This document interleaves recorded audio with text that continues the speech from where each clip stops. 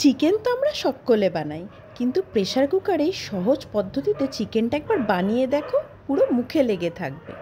প্রথমে প্রেশার কুকারে তেল দিয়ে তেলটা একটু গরম হলে আলুগুলো ভেজে ভালো করে ভেজে নিয়ে তুলে নিতে হবে। তারপর ওই তেলে গোটা গরম মশলা দিতে হবে।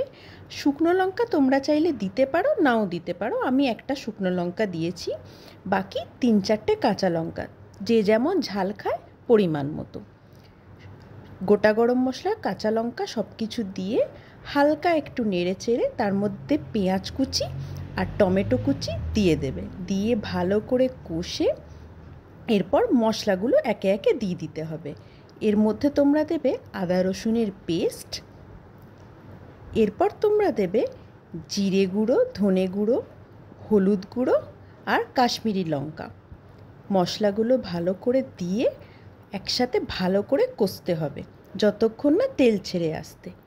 মশলা কষার সময় কিন্তু গ্যাসের আঁচটা অবশ্যই কমিয়ে রাখবে। মশলাটা ভালো করে কষা হয়ে গেলে আমি যে চিকেনটা বানাবো সেই চিকেনটা আলাদা করে একটু দই দিয়ে মাখিয়ে রেখেছিলাম। বেশিক্ষণ না, হালকা একটু কিছুক্ষণ রাখলেই হবে।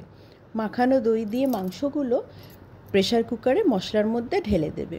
দিয়ে ভালো করে কষিয়ে একসাথে সব কিছু মিশিয়ে শেষে একটুখানি চিনি স্বাদ মতো আর নুনটা দেবে যখন, তখন কিন্তু একটু বুঝে নুনটা দিও, পরে যাতে দিতে না হয়। পরে যদি কম বেশি হয় অল্প একটু দিয়ে প্রেশার কুকারটা একটুখানি আঁচে বসিয়ে নিও।